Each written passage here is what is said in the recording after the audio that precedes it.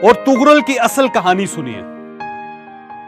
आजकल तुर्की के ड्रामे अल तुगरल की बहुत धूम मची हुई है। ये सीरीज 2014 में शुरू हुई और इसने देखते ही देखते तुर्की समेत पूरे सेंट्रल एशिया में धूम मचा दी। इस कामयाबी के साथ ही अल तुगरल की मुख्तलिफ इस्लामी जुबानों में डबिंग हुई और ये पूरी इस्लामी दुनिया का मकबूल तरीन ड्रामा बन गया। यूरोपीय और अमेरिकी माहिरीन इसे एक खामोश इस्लामी इंकलाब और इस्लाम का सकाफती बम करार दे रहे हैं और इनका ये खदशा गलत नहीं। क्यों? क्योंकि इस ड्रामे ने पूरी इस्लामी दुनिया के सोए हुए जज्बात जगा दिए हैं और 58 इस्लामी मुल्कों के नौजवान अपने अंदर एक अल तुगरल करवटें लेता हुआ महसूस कर रहे हैं। यूरोपीय मीडिया इस हकीकत से वाकिफ है, लिहाजा ये जानबूझकर ड्रामे के तमाम अदाकारों की गैर अखलाकी तस्वीर और जाती जिंदगी के मनफी पहलू सोशल मीडिया पर वायरल कर रहा है ताकि मुसलमान नौजवानों को यह बावर करवाया जा सके कि अल तुगरल सिर्फ एक ड्रामा है, हकीकत नहीं। लेकिन लोग इसके बावजूद इस तुर्क ड्रामे के साथ अटैच होते चले जा रहे हैं। मैंने खुद भी जज्बात में बहकर अल तुगरल देखना शुरू कर दिया था और फिर मैं भी इससे मुतासर होता चला गया। मैं 4 दिनों में इसकी 200 किस्तें देख गया, जबकि इसकी टोटल 500 किस्तें हैं। अल तुगरल बेशक मेकिंग, अदाकारी, स्टोरी, अफेक्ट्स, किरदार नगारी और लोकेशन के लिहाज से एक शानदार तख्लीक है। ये किसी भी तरह गेम ऑफ थ्रोन्स से कम नहीं, लेकिन इसके साथ साथ ये भी ज़हन में रखें कि अल तुगरल की कहानी 90% फिक्शन है। मैं क्योंकि ज्यादातर जगह खुद विजिट कर चुका हूं और मैंने तुर्क तारीख भी पढ़ रखी है, लिहाजा मैं जानता हूं कि अल तुगरल की असल कहानी ड्रामे की कहानी से बिल्कुल मुख्तलिफ है। असल कहानी क्या है ये मैं आज आपको बताना चाहता हूं, तो सुनिए। काई ओगैर तुर्कों का एक छोटा सा खाना बदोश कबीला था। ये लोग भेड़ें चराते थे, कालीन बनाते थे और जड़ी बूटियां इकट्ठी करते थे। ताहम इनके मर्द शानदार तलवारबाज, घुड़सवार और बहादुर होते थे। ये लोग शाम यानी सीरिया की मुख्तलिफ वादियों में खैमे लगाकर रहते थे। जब किसी जगह पानी, चारा और अनाज खत्म हो जाता था तो ये खैमे उखाड़ कर आगे चल पड़ते थे। 13वीं सदी खौफनाक जंगों की सदी थी। शाम और फलस्तीन में सलीबी जंगें चल रही थी। सेंट्रल एशिया में मंगोल और सल्जूक लड़ रहे थे और यूरोप की तरफ से बाज़ेंटाइन भी हमले करते रहते थे।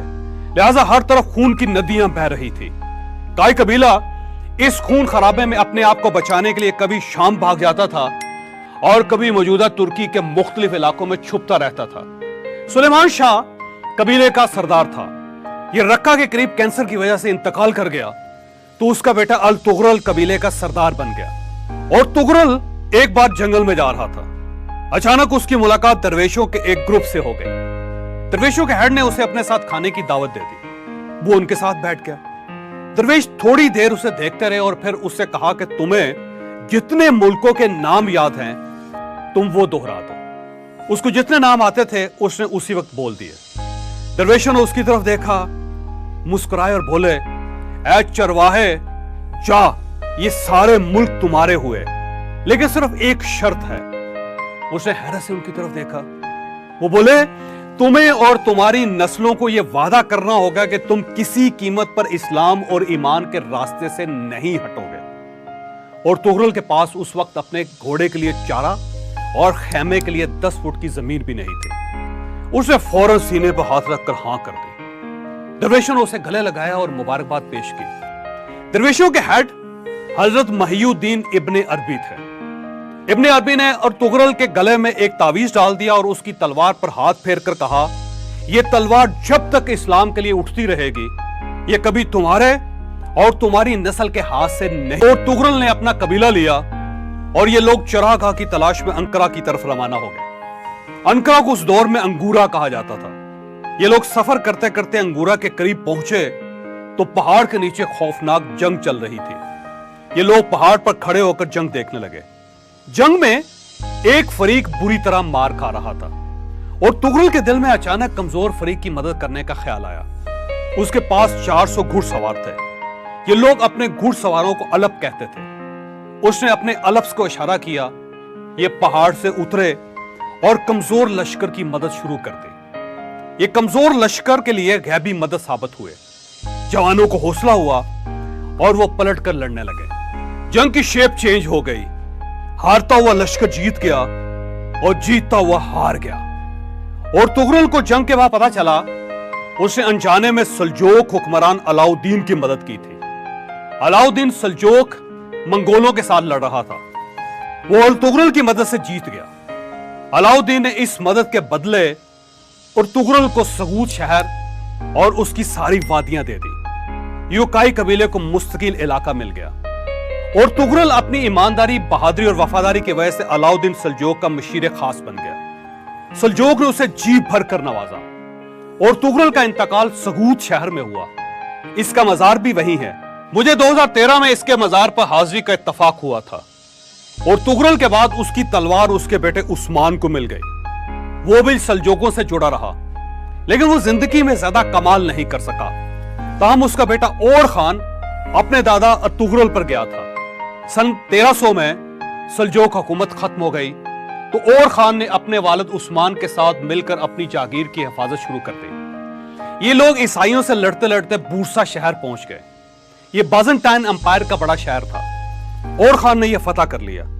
उस्मान उस वक्त बूढ़ा और बीमार था।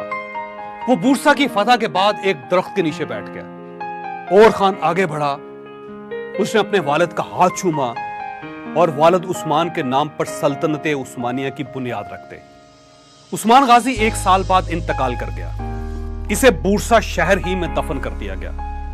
और खान भी बाद बूरसा में दफन हुआ। मुझे वो दरख्त जिसके नीचे खिलाफत उस्मानिया की बुनियाद रखी गई थी और उस्मान गाजी और खान के मजार पर जाने का इत्तफाक भी हो चुका है। हम ये कह सकते हैं कि खिलाफत उस्मानिया का असल बानी और खान था, लेकिन अर्तुगरुल की कंट्रीब्यूशन को भी मुस्तरद नहीं किया जा सकता।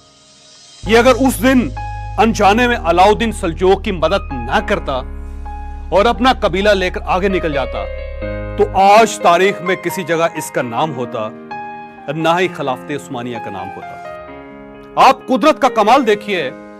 एक छोटे से इत्तफाक ने किस तरह दुनिया की सबसे बड़ी और 600 साल तक बरकरार रहने वाली सल्तनत की बुनियाद रख दी। लेकिन इन सब के पीछे एक शख्स की दुआ थी और वो शख्स था हजरत महियुद्दीन इब्ने अरबी। दुनिया के जो लोग दुआओं के मुनकर हैं उनके लिए अर्तुगरुल की कहानी, अर्तुगरुल की मिसाल काफी होनी चाहिए। एक साहिबे नजर की नजर अर्तुगरुल जैसे चरवाहे को इतना अजीम बना देती है कि उसकी नस्ल 600 साल तक दुनिया के 3 बड़े आजमों पर हुकूमत करती है। और आप मजीद बरकत देखिए, उस शख्स के नाम पर बनने वाली ड्रामा सीरीज भी मकबूलियत के रिकॉर्ड तोड़ देती है।